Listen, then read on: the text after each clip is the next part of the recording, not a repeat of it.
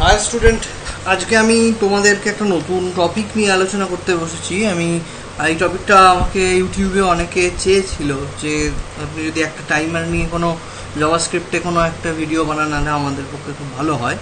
তো সেক্ষেত্রে আমি আজকে যে ভিডিওটা এখানে আপলোড করতে বসেছি সেটা টাইমারের ওপরই, এবং টাইমারকে কী করে জাভাস্ক্রিপ্টে ইউজ করা যাবে সেটা আমি আজকে আমার আলোচ্য বিষয় হচ্ছে সেটাই। প্রথম আলোচ্য বিষয় হচ্ছে সেটাই যে how to use timer in with JavaScript and how to make a new file using timer. So কি করে জাভাস্ক্রিপ্ট দিয়ে একটা টাইমার প্রোগ্রাম করবে, এবং টাইমার প্রোগ্রামটা সাধারণত আমাদের কি ক্ষেত্রে ইউজ হয়, উই আর কাউন্ট ডাউন করি যখন কোনো কিছু। সাপোজ ধরো আমি এখন বলি যদি আমাদের দুর্গাপুজো কতদিন বাকি, তো এরকম একটা কাউন্ট ডাউন যদি আমি এখানে চালাই, দিলাম দুর্গাপুজো, আমরা জানি যে আমাদের দুর্গাপুজো হচ্ছে 22শে অক্টোবর 2020। তো এই দিন থেকে যদি আমি আজকের দিন থেকে সেটা কাউন্ট ডাউন শুরু করি, সেরকম যদি একটা আমরা প্রোগ্রাম লিখতে চাই, তো সেক্ষেত্রে আমরা ইউজফুলনেস অফ টাইমারটাও বুঝতে পেরে যাবো, এবং প্রোগ্রামটাও কীভাবে লেখে সেটাও আমাদের কাছে ক্লিয়ার হয়ে যাবে। তো আমি চলো শুরু করা যাক সেটা। তো ফার্স্টে আমাদের যেহেতু আমি এখানে জাভাস্ক্রিপ্ট নিয়ে কাজ করছি, সুতরাং ক্ষেত্রে আমরা জানি জাভাস্ক্রিপ্ট হলো একটা client side code, not server side script. Client side script মানে কি? জাভাস্ক্রিপ্ট হচ্ছে ক্লায়েন্টের কাছ থেকে যা পায় তার ব্রাউজারে বসেই সলভ করে দেয়। এর জন্য সার্ভারকে কোনো রকমভাবে বিজি করে না, বা সার্ভারের কাছে কোনো রিকোয়েস্ট বা রেসপন্সের জন্য অপেক্ষা করে না। ও নিজেই একটা HTML এর অ্যানিমা প্রদান করতে পারে। অ্যানিমা মানে একটা HTML এর মধ্যে একটা হালকা মৃদু হৃদস্পন্দন যোগ করতে পারে এই জাভাস্ক্রিপ্ট একটা HTML কে একটু বাঁচিয়ে তুলতে পারে। HTML একটা স্ট্যাটিক কোড আমরা জানি, তো HTML কে একটু ডাইনামিসিটি প্রদান করে হচ্ছে এই জাভাস্ক্রিপ্ট। তো আমরা তো জাভাস্ক্রিপ্ট যেহেতু অ্যাডভান্স জাভাস্ক্রিপ্ট নিয়ে কথা বলছি, সুতরাং এগুলো তোমরা আশা করি জানবে। এবার আমি শুরু করি জাভাস্ক্রিপ্ট। সুতরাং আমি একটা HTML পেজ প্রথমে নিয়ে নিলাম, পেজটাকে সেভ করছি আমার নাম দিয়ে। তো আমি এখানে দিচ্ছি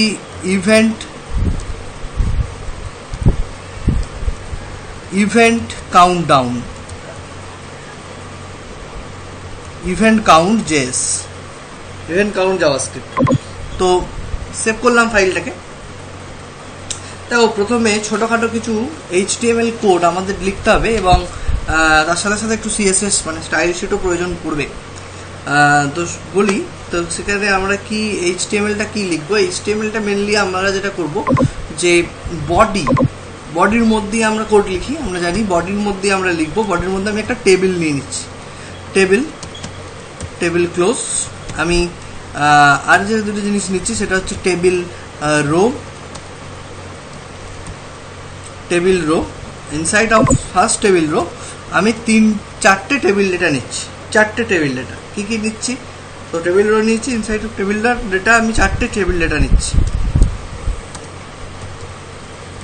চারটে টেবিল ডেটা কি সেটা আমি আসছি। চারটে টেবিল ডেটা আমি আগে নিয়ে নিচ্ছি। তো ফার্স্ট টেবিল ডেটার আইডি দিয়েছি আমি ডে। ফার্স্ট টেবিল ডেটার একটা আইডি দিয়েছি। আইডিটা আমরা ইউজ করবো পরে CSS কে কল করার জন্য, যার কারণে আমি এখানে আইডিটা ইউজ করি। CSS কে কল করার জন্য না, জাভাস্ক্রিপ্টকে ইউজ করার জন্য আমরা জানি প্রত্যেকটা এলিমেন্টের আইডি প্রয়োজন পড়ে। তো যার কারণে এখানে আমি আইডি ইউজ করেছি। ডে, তারপর মান্থ, তারপরের আইডিটা দিয়েছি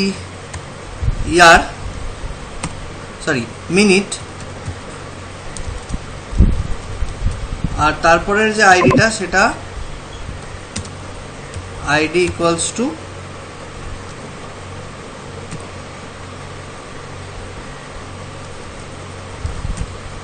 সেকেন্ড। তো আমি এটা আমার মোটামুটি রেডি করে ফেলেছি। এরপর যে জায়গাটা, তো এই অবধি আমার কমপ্লিট। হ্যাঁ, তো এরপরে যে জায়গাটা সেটা হচ্ছে আমার একটা এটা আমার ফার্স্ট টেবিল রো, ঠিক আছে, যেখানে আমার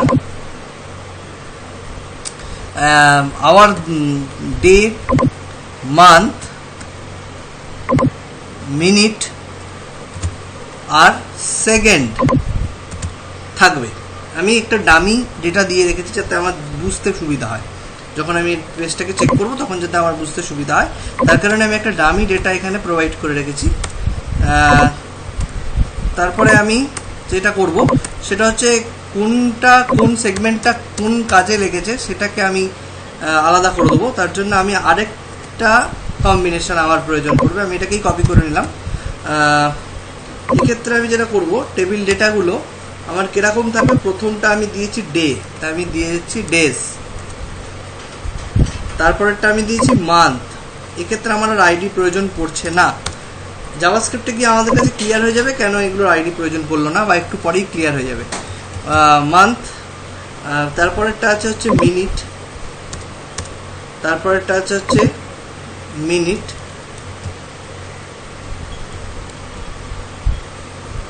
তারপরে হচ্ছে মিনিট, তারপরেরটা আছে হচ্ছে সেকেন্ড,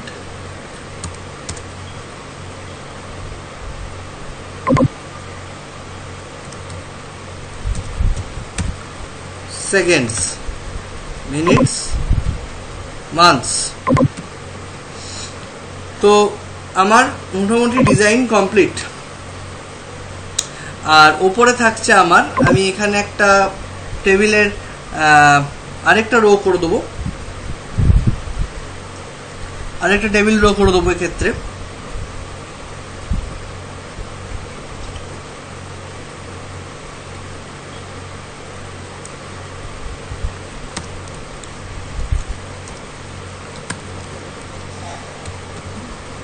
এক্ষেত্রে আমি আরেকটা টেবিল রো এখানে তৈরি করে দিচ্ছি, যার ভেতরে টেবিল ডেটা থাকছে।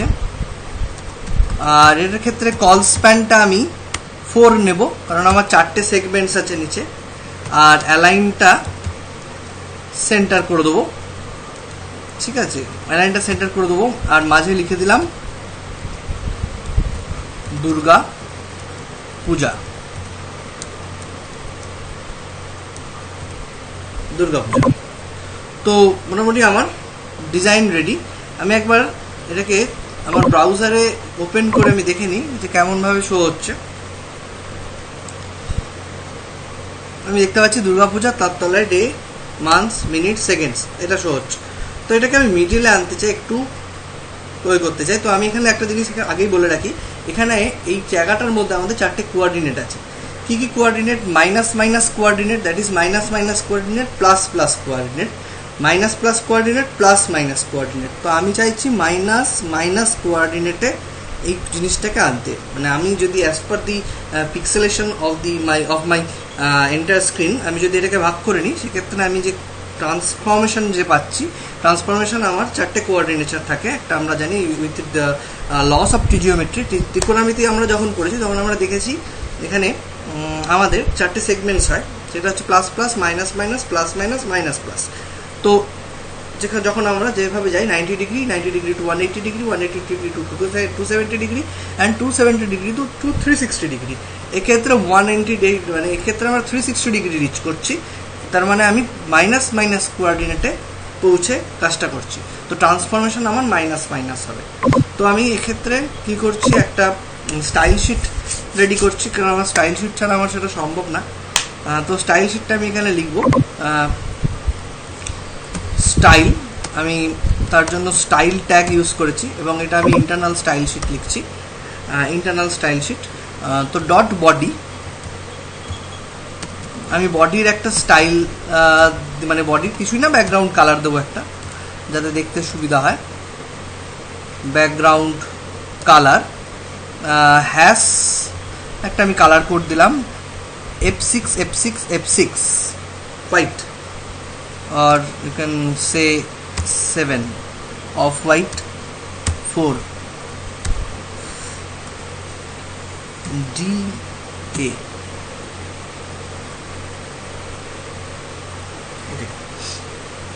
এক্ষেত্রে আমি একটা কালার কোড ইউজ করেছি ব্যাকগ্রাউন্ডে। তারপর যেটা ইউজ করছি ডট কাউন্টডাউন বলে, আমি আরেকটা আমার ক্লাস এখানে অ্যাড করছি, ডট কাউন্টডাউন। ডট কাউন্টডাউনের মধ্যে যেটা থাকছে, ডট কাউন্টডাউনের মধ্যে আমার যেটা থাকছে পজিশন, পজিশন যেটা আমার অ্যাবসুলেট, এক্ষেত্রে অ্যাবসুলেট পজিশন, মানে পজিশনটা যেহেতু আমার পিক্সেলের স্ক্রিনের পিক্সেল অনুযায়ী আমার এটা, that means I want to do some responsive design here. Absolute করেছি পজিশনটাকে আমি এক্ষেত্রে টপ থেকে 50% ছেড়ে রাখতে চাই, 50% ছেড়ে। তো আমি টপ থেকে 50% ছেড়েছি এবং লেফট থেকে আমি 50% ছেড়ে মোটামুটি মিডিলে গিয়ে আমি কোঅর্ডিনেট অ্যাপ্লাই করছি। কীরকমভাবে ট্রান্সফর্ম করে দিচ্ছি, ট্রান্সফর্ম অ্যান্ড ট্রান্সলেট এক্স, এক্সকে আমি -50 অ্যাজ পার ওই আমি 50% করে নিয়েছি টপ লেফট থেকে। আর translate Y,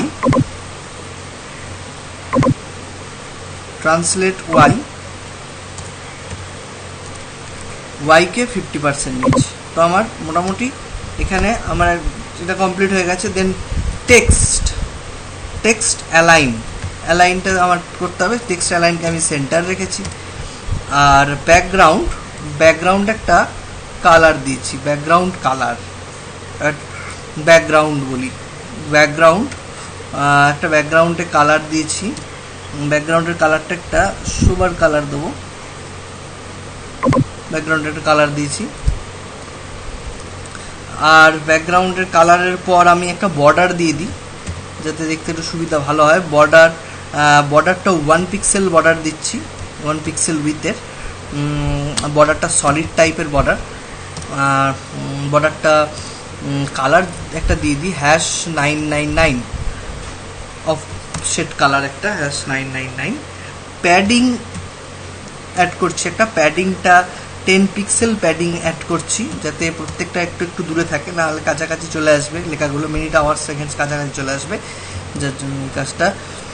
box shadow apply করছি। বক্স শ্যাডো মানে হচ্ছে বক্সের চারপাশে একটা বর্ডার। তো 00 প্যাডিংয়ে 5 পিক্সেল বক্স শ্যাডো ইউজ করছি, 5 pixel 3 pixel, 5 pixel and 3 pixel box shadow use করছি আমি এক্ষেত্রে। আর তার সাথে কালার, বক্স শ্যাডোর কালারটা ব্ল্যাক রাখছি, অফ হোয়াইট, ঠিক আছে। তো এগুলো তোমরা চাইলে নিজের মতো নিজে করে দেখতে পারো, কালার বা ডিজাইন। আমি আমার মতো ডিজাইন করলাম। .info-তে আমি এটা শুধুমাত্র করছি 80%। আমার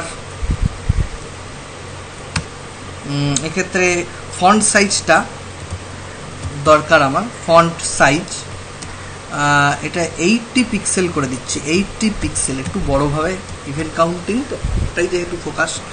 তো আমি এটাকে সেভ করছি। আর অলরেডি এটাকে কল করে নিচ্ছি দুটো জায়গায়। টেবিলের মধ্যে আমি কল করছি কাউন্টডাউনকে, ক্লাস কাউন্টডাউন, রিফ্রেশ করছি স্টাইল শিটটা, কাউন্টডাউন ক্লাস। আর টিআরের মধ্যে ক্লাস ইনফো কল করছি। আর নেক্সট টিআরের মধ্যেও ক্লাস ইনফোকে কল করছি। তো আমার মোটামুটি জিনিসটা কমপ্লিট। দুটোর মধ্যে আমি ইনফোকে কল করে নিয়েছি, আর আমার কোনো কাজ নেই। এবার আমি দেখে নিই জিনিসটা আমার কেমন হলো।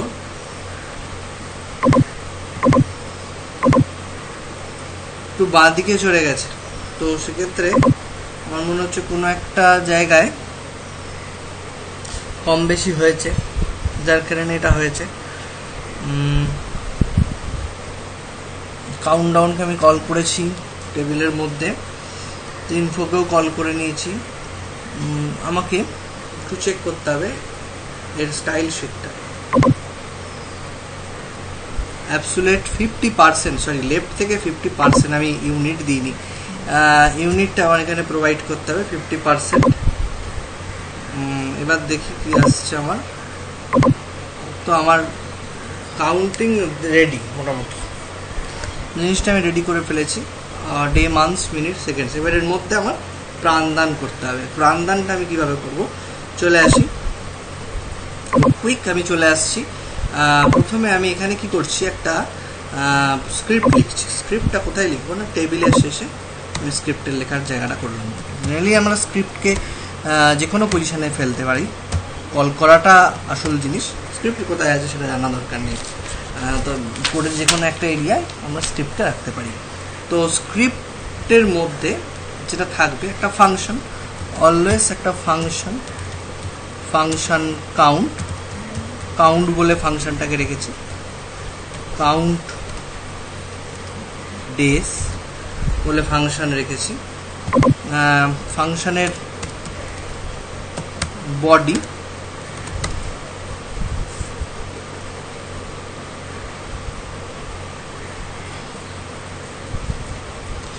বডি আমি এখানে রেখেছি। আর এবার আমাকে ফাংশনের কাউন্ট ডেসে আমাকে ফাংশনটাকে অ্যাপ্লাই করাটা শুরু করতে হবে। তো এখানে ভ্যারিয়েবল একটা ক্রিয়েট করে নিলাম নাও বলে, নাও ভ্যারিয়েবল, যার মধ্যে আমি কারেন্ট ডেটকে রাখছি। নিউ ডেট, আমি কারেন্ট ডেটকে রাখছি এটার মধ্যে। ডেট ফাংশনকে কল করছি, ডেট মেথডকে কল করছি। ভ্যারিয়েবল ইভেন্ট ডেট বলে আমি একটা ডেট, সেটাকে আমি সেট করে দেবো। সেক্ষেত্রে আমি ডেট মেথডকে ইউজ করব, না হলে আমি এক্স্যাক্টভাবে বসাতে পারবো না। তো ডেট মেথডকে ইউজ করব। আমি সাপোজ ধরে নিচ্ছি প্রথমটা হচ্ছে আমার এখানে দেখিয়ে দিচ্ছে, প্রথমটা হচ্ছে 2020, তারপর হচ্ছে ইয়ার, তারপর মান্থটা আমি ধরে নিলাম 08 অক্টোবর মানে হচ্ছে 11 অক্টোবর, তো নভেম্বর ডিসেম্বর 22 অক্টোবর হচ্ছে আমার দুর্গাপুজো। তো আমি 22 অক্টোবরকে এখানে ফিক্স করে দিয়েছি। তারপরে যে জায়গাটা সেটা হচ্ছে, এবার আমি একটা ভ্যারিয়েবল কারেন্ট টাইম ডিক্লেয়ারটা টেনে নেবো। কারেন্ট টাইমটা আমি কোথা থেকে টানবো না, নাও থেকে গেট ডেটা করে গেট টাইম, ঠিক আছে, গেট টাইম করে আমি টাইমটাকে টেনে নেবো। আর পরেরটায় ভ্যারিয়েবল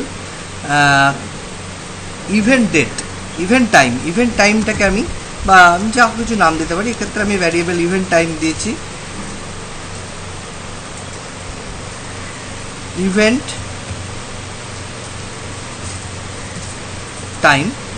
টাইমটা আমি এখানে রাখবো। ইভেন্ট টাইমটা কিভাবে রাখবো সেটাকে আমি বলছি। তো ইভেন্ট টাইম এখানে আমি ভ্যারিয়েবলটা ডিক্লেয়ার করেছি। তো এক্ষেত্রে আমি ইভেন্ট টাইমটাকে তৈরি করবো কিভাবে, ইভেন্ট টাইমটাকে কীভাবে পাবো। ইভেন্ট ডেট, আমার ভ্যারিয়েবল আছে ইভেন্ট ডেটকে ডট গেট টাইম করলে ইভেন্ট ডেটের থেকেও আমি গেট করে নিতে পারবো টাইমটা। ইভেন্ট ডেটের থেকে গেট টাইম করে একই রকমভাবে আমি ইভেন্ট টাইম নিলাম। এবার কারেন্ট টাইম আর ইভেন্ট টাইম থেকে বাদ দিলে তাহলে আমি পেয়ে যাব কতদিন আমার রিমেনিং টাইম রয়েছে। তো আমি একটা ভ্যারিয়েবল রিমেনিং টাইম বলে ডিক্লেয়ার করে নিলাম। রিমেনিং টাইম আর কি করলাম, ইভেন্ট টাইম থেকে আমি কারেন্ট টাইমকে বাদ দিয়ে দিলাম। আমি কারেন্ট টাইমকে আমি বাদ দিয়ে দেবো। ইভেন্ট টাইম থেকে কারেন্ট টাইমকে বাদ দিয়ে দিলাম, আমার হাতে রিমেনিং টাইম থাকলো। এবার রিমেনিং টাইমের মধ্যে আমার কি আসছে, সেকেন্ড, মিনিট, আওয়ার্স, ডেট। এটাকে আমি কি করে বার করবো।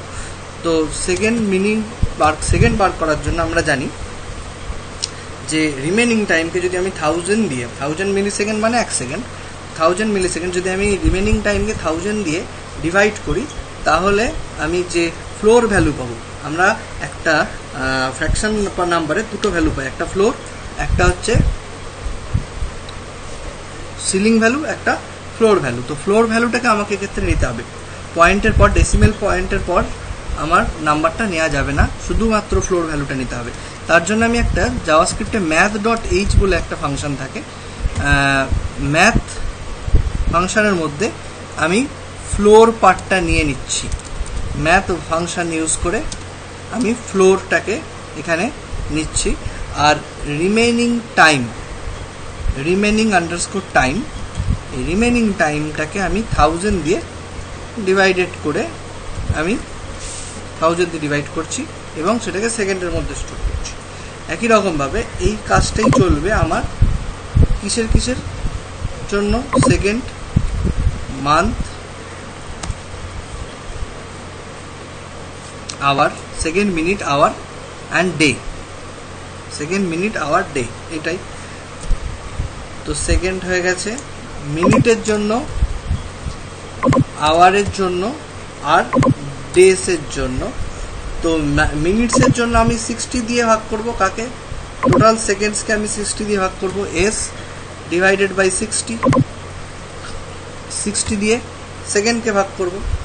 তারপরেরটা কি, আমি মিনিটকে ভাগ করব আওয়ার পাওয়ার জন্য, মিনিটকে 60 দিয়ে ডিভাইড করব, তাহলে আমি আওয়ার পেয়ে যাব। মিনিটকে 60 দিয়ে ডিভাইড করব। আর পরেরটায় আমি ডে পাওয়ার জন্য আওয়ারকে 24 দিয়ে ডিভাইড করব। একদিন 24 ঘন্টা একদিন, তো এখানে আওয়ারকে আমাকে 24 দিয়ে যদি আমি ডিভাইড করি তাহলে আমি ডে পেয়ে যাচ্ছি। এরপর যেটা করতে হবে সেটা হলো আমাদের দেখতে হবে যে কোনো সংখ্যা, আমরা জানি 0 থেকে 1 পর্যন্ত যে সংখ্যাগুলো আসবে, যাতে 0 10-এর আগে অবধি, মানে 9 অবধি, সেই সংখ্যাগুলোর প্রথমে যাতে একটা 0 বসে, তার জন্য আমরা এখানে একটা কাজ করব। আমরা এইচ মডিউল ইকুয়ালস টু 24, মানে H equals to H module 24। Module division মানে ভাগশেষটা নেয়। তো ভাগশেষ করে দেখব, সেটা যদি আমার 24 দিয়ে ভাগশেষ করা হয় আওয়ার্সকে, যদি সেটা রিমাইন্ডার থাকে সেক্ষেত্রে বুঝবো যে, এবং সেই রিমাইন্ডারটা যদি 10-এর থেকে ছোট থাকে তাহলে তার প্রথম অক্ষরে 0 যোগ করব, যাতে আওয়ার্সটা 0 দিয়ে রিপ্রেজেন্ট হয়। তার জন্যই আমার এই কাজটা। তো সেভাবে কিভাবে করবো আমরা আসছি সেই জায়গাটাতে। তো আমি সেই অপারেশনটা এখানে করছি, যে এখানে মডিউল অপারেশন করা হচ্ছে এবং মডিউল অপারেশনের মাধ্যমে আমি রিমাইন্ডারটা বের করে নিচ্ছি, কত রিমাইন্ডার আছে। রিমাইন্ডারের ওপর ডিপেন্ড করে আমি একটা ক্যালকুলেশন করব, সেই ক্যালকুলেশনটা হবে মিনিট। এবার আমার এখানে কি করে ক্যালকুলেট হচ্ছে আমি আসছি, মিনিটকে আমি যদি আবার এরকমভাবে মডিউল করি 60 দিয়ে, তাহলে আমি তার ক্ষেত্রে যে রিমাইন্ডারটা পাবো সেটা আমার মিনিটকে বের করতে সাহায্য করবে। ইকুয়ালি সেকেন্ডকে যদি আমরা মডিউলও করি, মডিউলো ইকুয়ালস টু করি 60 দিয়ে, তাহলে আমরা সেকেন্ডকে পাবো। আমরা রিমাইন্ডারটাকে তিনটেরই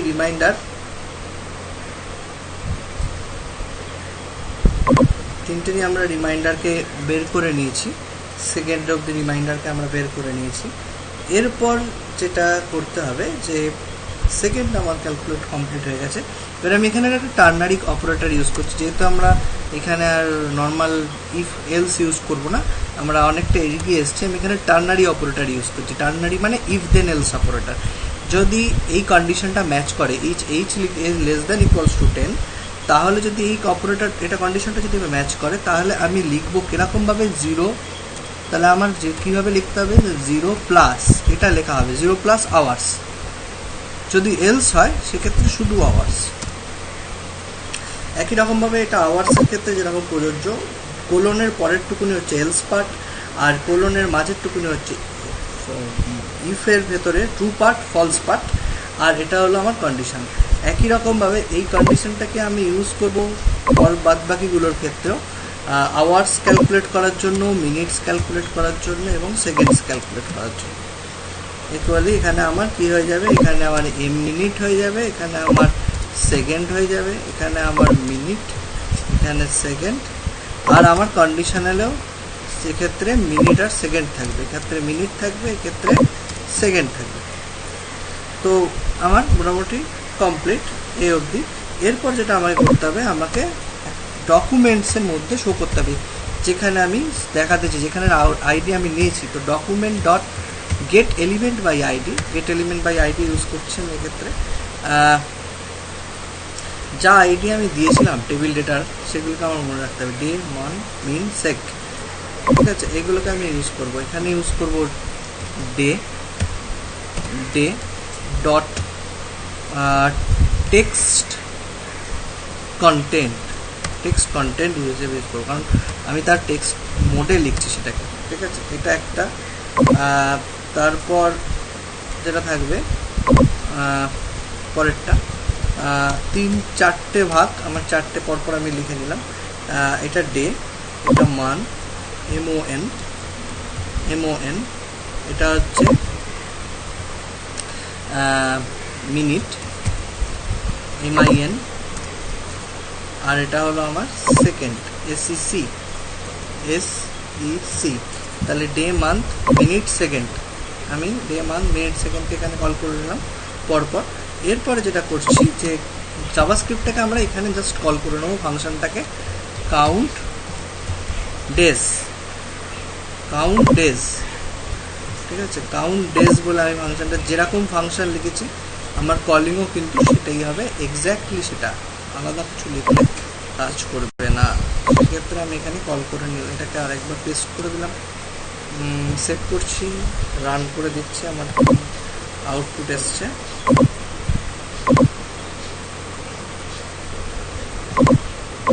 দেখো 116 হয়ে যাচ্ছে সবটাই। কারণটা হচ্ছে আমি এখানে ডি দিয়ে রেখেছি। এক্ষেত্রে আমার ডি প্রথমটার জন্য ডে, তারপরের জন্য হচ্ছে আমার আওয়ার্স, তার জন্য আমার এইচ, তারপরের জন্য পরেরটার জন্য আমার মিনিট, আর তারপরেরটা হচ্ছে আমার সেকেন্ড। এখন পরপর আমাকে নিতে হবে। আমি রিফ্রেশ করছি একবার, 160, 10 মান্থস, মিনিটস।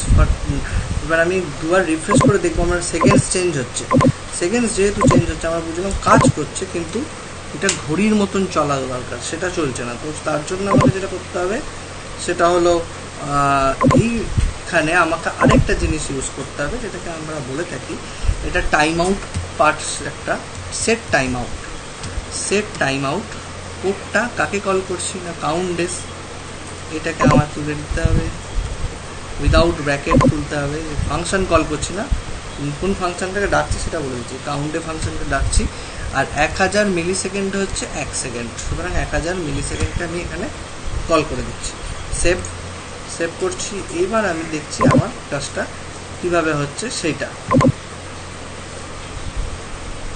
আমি দেখছি। এখানে আমার ওটা এক এক করে 53 কমতে 47-এর নিচে যখন আসবে তখন আমরা বুঝতে পারবো যে সেটা কাউন্ট হচ্ছে। সেটা যখন 47-এর নিচে আসবে তখন আমরা সেটা বুঝতে পারবো যে সেটা কাউন্ট হচ্ছে। এবং সেক্ষেত্রে 47টা 33, 32 করে কমে এটা 0 হবে যখন, তখন 47 থেকে আবার 46 হয়ে যাবে। তো দেখা যাক সেটা কিভাবে কাজ করছে। Waiting for the answer. তাহলে আমরা বুঝবো যে আমার ক্লকটা রাইটলি কাজ করছে। বুঝতেই পারছি ক্লক রাইটলি কাজ করছে, তো আমাদের 0 অবধি ওয়েট করতে হবে। 5, 4, 3, 2, 1, 0, 6:46। তো আমারটা কাউন্টডাউন ক্লক কাজ করছে এবং এটা যত দিন যাবে তত এটা কমে আসবে। 116 দিন, 10 মাস, 46 মিনিট ওয়েট করতে হবে আমাদের দুর্গাপুজোর জন্য। তো থ্যাংক ইউ অল। এটা টাইমারের একটা অ্যাপ্লিকেশন ইউজিং জাভাস্ক্রিপ্ট। তো আশা করি ভিডিওটা তোমাদের খুব হেল্পে আসবে। আর এই ভিডিওর আরও ভিডিও পাওয়ার জন্য তোমরা অবশ্যই বেল বাটনে ক্লিক করবে এবং সাবস্ক্রাইব করবে। Thank you.